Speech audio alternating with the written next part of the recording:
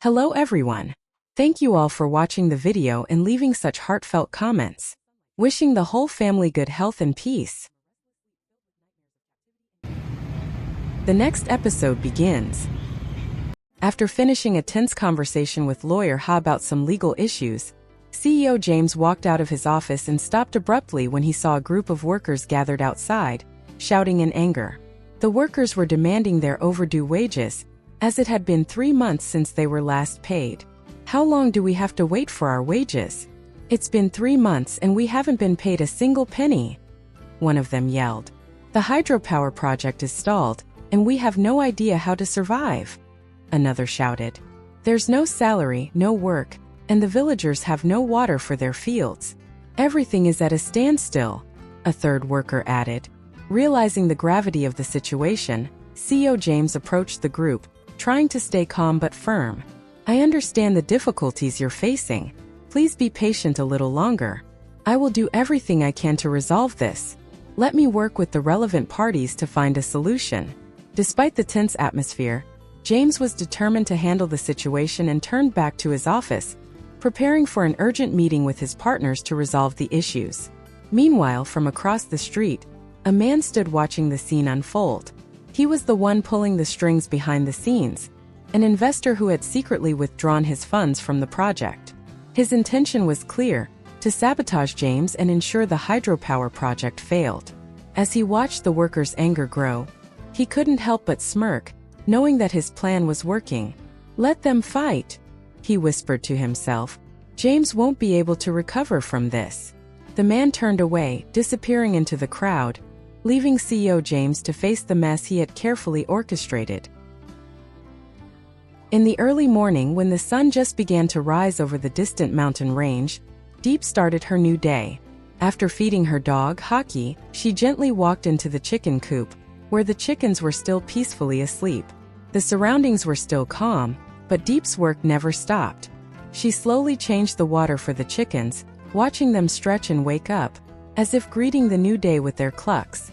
Once her work with the pets was done, Deep turned to care for her vegetable garden, where she had poured so much love and effort over time. Deep's garden wasn't very large, but it was enough for her to grow many types of vegetables, from herbs like cilantro and dill to leafy greens like cabbage, lettuce, and morina.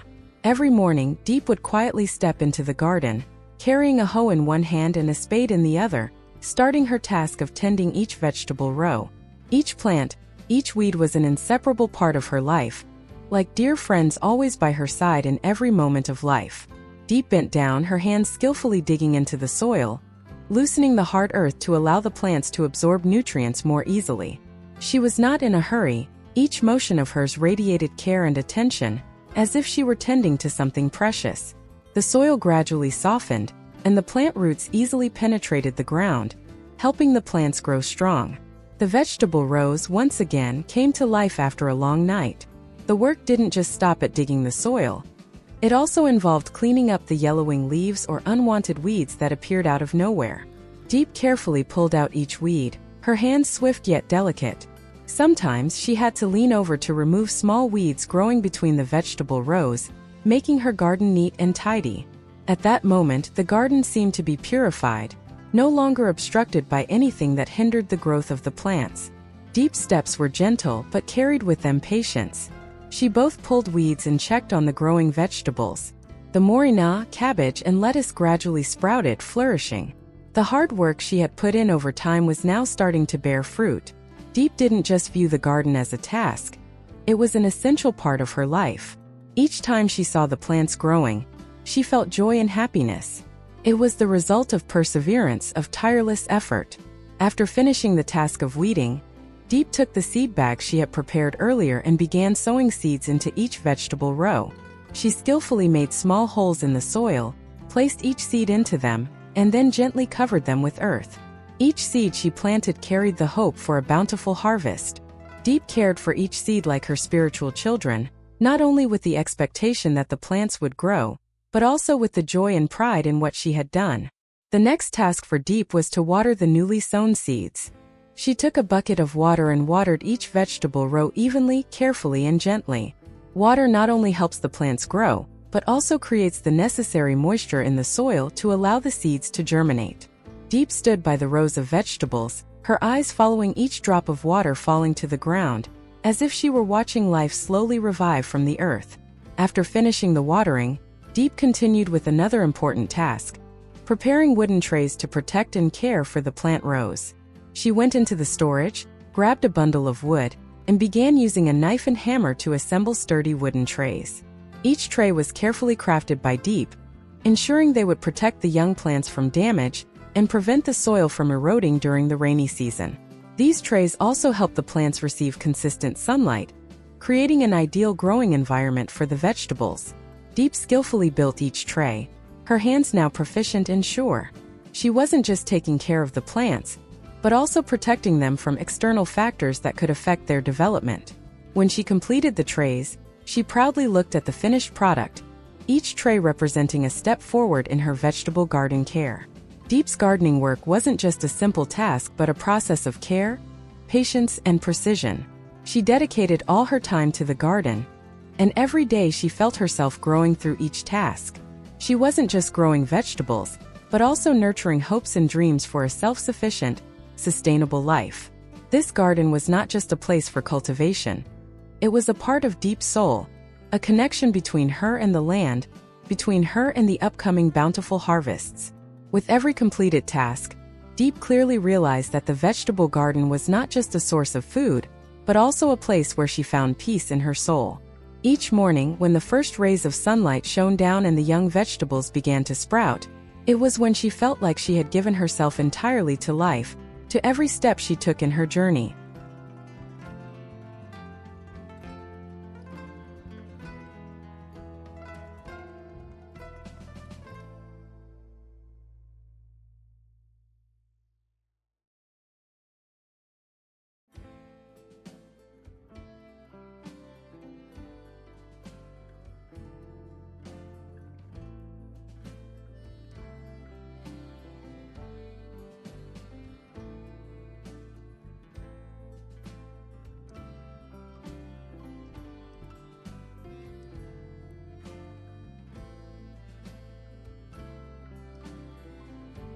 James sat across from his younger brother in his office, the tension between them palpable. The conversation was serious, and James spoke with a tone of both concern and resolve. "I've spoken directly to the partner who's been pulling funds from the project," James began. "He told me that it's our father who ruined his family, and that's why he wants to destroy us."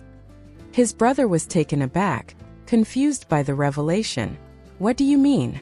How could Dad have done something to make him want to take revenge on us?" his brother asked, still not fully understanding. James sighed deeply, his face filled with a mixture of frustration and weariness.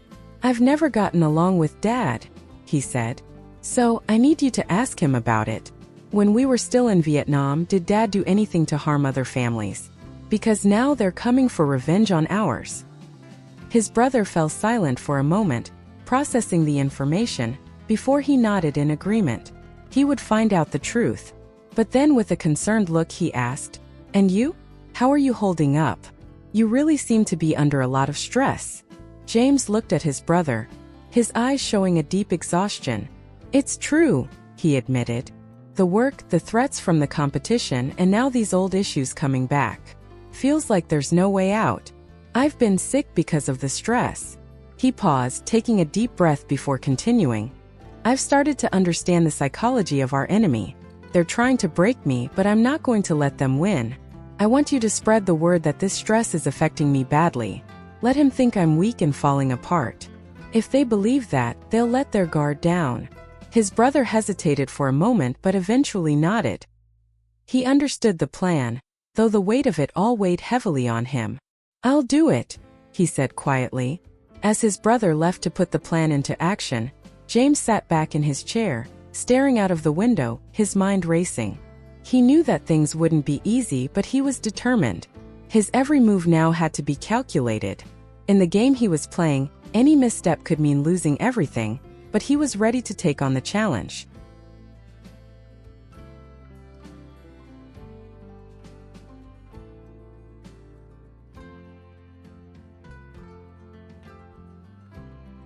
Deep continued her gardening work with dedication and patience. She returned to the task of making wooden plant pots, an important part of caring for her vegetable garden. With her tools in hand, Deep began using a hammer to drive nails into each wooden plank, each action done with precision. She hammered each nail carefully, creating solid lines for the plant pots. Every nail driven into the wood felt like a step forward in the process of construction, and the pots gradually began to take shape. Deep was not in a hurry. She focused on each small detail, her hands gentle but strong, driving the nails into the exact spots. The sturdy wooden planks gradually formed a solid plant pot, capable of holding soil and plants. When completed, the wooden pot was not only durable but also beautiful, with neat, pleasing lines. Deep looked at her work with pride, satisfied with the creation of these practical yet attractive pots for her garden. With each pot, Deep reaffirmed her love and attention to detail in her work. These wooden pots were not just tools for planting. They symbolized her patience and relentless effort. She knew that with these pots, her plants would grow stronger, and her garden would thrive. The feeling of seeing her vegetables cared for in pots she made with her own hands made Deep feel like she was contributing to the growth of nature, the earth, and the life around her.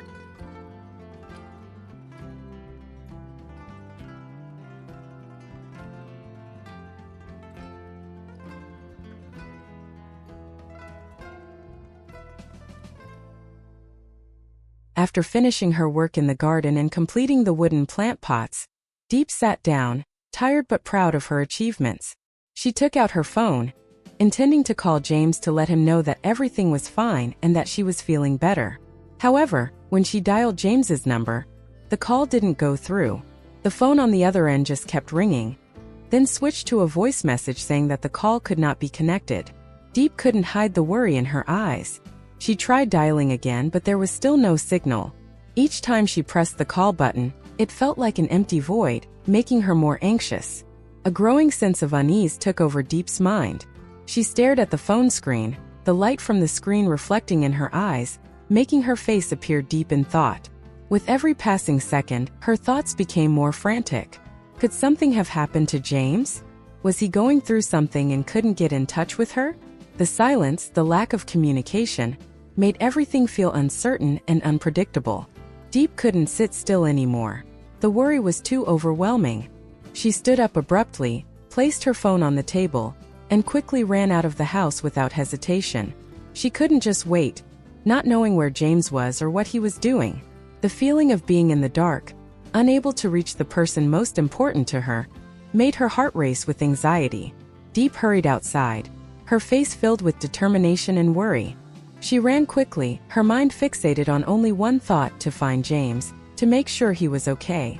The sense of unease pushed Deep to move faster, her heart pounding in her chest. Each step seemed to make her fear grow stronger. She couldn't wait any longer. She had to find James no matter what. In her heart there was only one thing that mattered: making sure James was safe and sound. Deep hurriedly ran out of the timber workshop, her heart filled with worry and anxiety. She had heard the news that James was suffering from severe stress and illness and had to be in the clinic. A sense of unease and dread overwhelmed her mind as she ran through the quiet streets, unable to think of anything else but finding James. She knew only one thing: she had to find him quickly, as he must need her now. When Deep arrived at the clinic, she rushed in, her steps frantic, unable to slow down due to the fear in her heart. The clinic door opened, and there she saw James lying on the bed, his skin pale, his eyes closed. Deep couldn't hold back her tears, her body trembling as she saw him. She approached him quickly, sitting beside the bed, her hands gently touching his. Tears streamed down her face as she softly called his name, her voice trembling with emotion. "James, are you very tired? Why didn't you tell me anything?" Deep asked, her voice full of worry but also pain. She couldn't understand why James hadn't told her about this, why he had been bearing everything alone. She looked at him, her eyes filled with love and concern, hoping that he would open his eyes and tell her everything would be fine. Deep sat by James's bedside, her hands gently stroking his hair, trying to offer him the warmth she had inside. A feeling of helplessness rose within her, but she wouldn't give up. She would stay by his side, supporting him through all the difficulties. She knew that no matter how tired she was, she would always be there for him, taking care of him until he fully recovered. She stepped out of the room with a strong determination. Diep knew that making porridge for James wasn't just about preparing a simple meal, but it was a way to express all the love, care, and concern she wanted to give him during his hardest times. Upon arriving home, Diep immediately began preparing the porridge. She carefully chose light, easy-to-digest seasonings for James. She chopped up spring onions, fresh ginger, and a little garlic, imagining how he would feel after eating this porridge. Every step Diep took in the kitchen was filled with the deep affection she had for James. She understood that this porridge would not only help him recover, but also serve as a symbol of the care and concern she felt for him when he was at his most vulnerable. Once the porridge was ready, Diep gently scooped it into a bowl, sprinkled some spring onions and pepper on top to make it more appealing. She covered the bowl and hurriedly took it to the clinic. Despite feeling exhausted, her heart was filled with love and hope. Diep believed that, even though it was a simple bowl of porridge, it would help James recover quickly and bring him comfort during his most difficult moments.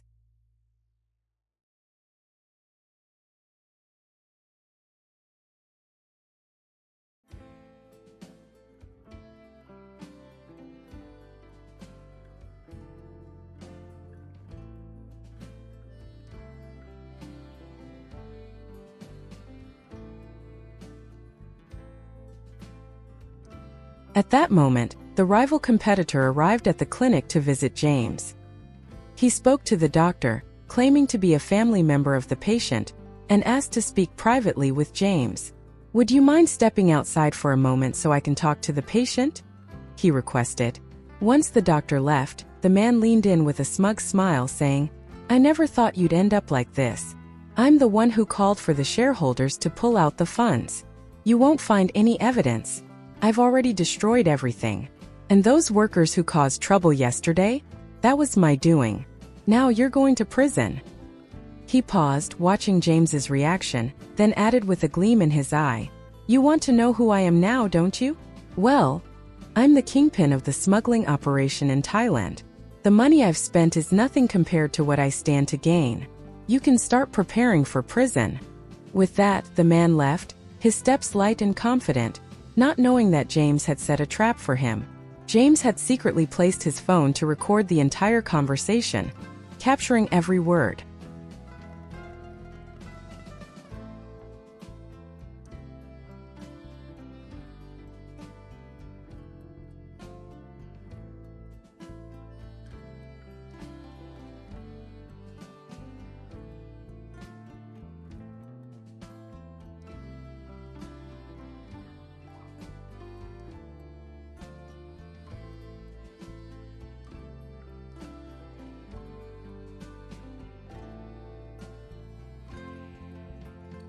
After finishing the porridge, Diep hurriedly brought it to the clinic, her heart filled with worry and hope.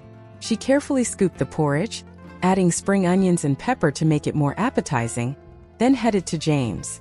She entered the hospital room, where James was still lying on the bed. Diep didn't let the silence linger. She took a spoonful of porridge, blew on it to cool, and gently brought it to his mouth, softly saying, "Eat, this is the porridge I made for you." She fed James spoon after spoon, each one done carefully and gently. She wasn't in a hurry. Each action of Diep carried deep concern. "I know you're really tired, but you need to eat something to regain strength." Diep continued to feed James spoon by spoon, but when she noticed that the foreline was not connected to his hand, her heart tightened with worry. She immediately stopped, looking closely at his hand, and panicked. "James, the foreline isn't connected. Let me go tell the doctor to reconnect it for you. You're sick." James quickly sat up and gently stopped her. "No need, I just took it off to go to the bathroom." Diep wouldn't listen. She insisted on running out to find the doctor. But just as she was about to leave, James suddenly stood up and rushed out of the room. Diep, confused, ran after him. When she met the doctor and learned the truth, Diep found out that James wasn't really sick. He had been pretending to make her worry. She felt both relieved and angry at the same time. She returned to his bed, planning to scold him for making her so anxious. However, when she got back, James was already gone. She quickly ran outside to chase him, but James was too fast for her. In a moment of frustration, Deep decided to pretend to fall down to make him turn around. Hearing her fall, James immediately turned around, his face full of worry. "Are you okay?" James asked, his voice full of concern. Deep caught up with him and pinched his ear playfully, acting like a child and pouting. "Why did you do that? I was so worried about you." James laughed but felt guilty. Deep continued to make playful complaints, while James held her close. Finally, James helped Deep stand up and gently carried her home on his back. Deep rested her head on his shoulder, feeling her heart lighten. They walked in silence, but in that moment they didn't need words. Being together was enough. Once they arrived home, James gently set Deep down on the chair and sat opposite her. His eyes still carried some worry but also deep appreciation. He looked into her eyes and began to tell her the whole story, explaining everything that had happened, the decisions he had to make in recent times. James spoke about the difficulties he was facing, the pressure from work and his competitors, and the reason he decided to pretend to be sick to avoid making Deep worry even more. "I know you've been really worried about me," James said, his voice low and sincere. "But honestly, I really miss you. However, right now I can't spend time with you. Work is overwhelming and I need to focus." Deep stayed silent, listening carefully, her eyes filled with emotions that were hard to describe. She understood and could feel James's concern, but she couldn't help feeling a little hurt. This relationship, as loving as it was facing many challenges and obstacles. James looked into Deep's eyes once again, bowed his head slightly, and said, "I'm sorry for making you worry so much. I truly appreciate everything you've done for me, but I think we need some time to figure things out." Deep couldn't say much, only nodding silently. She knew that sometimes love wasn't just about being close to each other, but also understanding and sharing the pain and challenges in life. Although she wanted to be with him, she understood that James needed time to resolve his issues. James stood up, walked toward the door, and then looked back at Deep one last time. His eyes were filled with deep gratitude. "Thank you, Deep. I will never forget what you've done for me. Thank you for always being there for me." Deep simply smiled, saying nothing, because she understood that words couldn't change anything right now. She watched him leave, his steps growing distant, and felt a slight sadness in her heart. But she also knew that sometimes love required sacrifice. After James left, Deep returned to her daily life. She gently went outside to feed the chickens and continued caring for the vegetable garden. Each step she took carried a quiet sadness, but also a quiet strength. She knew that no matter what happened, life had to go on, and she would remain strong and resilient to get through everything. Chủ yếu ở các tỉnh phía Bắc như Hà Giang, Cao Bằng, Bắc Kạn. Người Khmer sinh sống chủ yếu tại các tỉnh phía Nam như Trà Vinh, Sóc Trăng, Bạc Liêu. Người Chăm sinh sống chủ yếu tại các tỉnh phía Nam như Ninh Thuận, Bình Thuận. Người Gia Rai sinh sống chủ yếu ở các tỉnh phía Nam như Gia Lai, Kon Tum. Người Ede sinh sống ở chủ yếu các tỉnh phía Nam như Đắk Lắk, Đắk Nông. Dân tộc thiểu số tại Việt Nam có những nét văn hóa ngôn ngữ, phong tục tập quán riêng biệt, tạo nên sự đa dạng và phong phú của văn hóa Việt Nam. Một số chính sách của người nhà nước Việt Nam nhằm hỗ trợ và phát triển dân tộc thiểu số bao gồm chính sách hỗ trợ kinh tế, hỗ trợ vốn, kỹ thuật và thị trường cho các dự án phát triển kinh tế dân tộc thiểu số. Chính sách hỗ trợ giáo dục, hỗ trợ cho các học sinh dân tộc thiểu số bao gồm cả việc dạy tiếng dân tộc và tiếng dân tộc thiểu số. Chính sách hỗ trợ y tế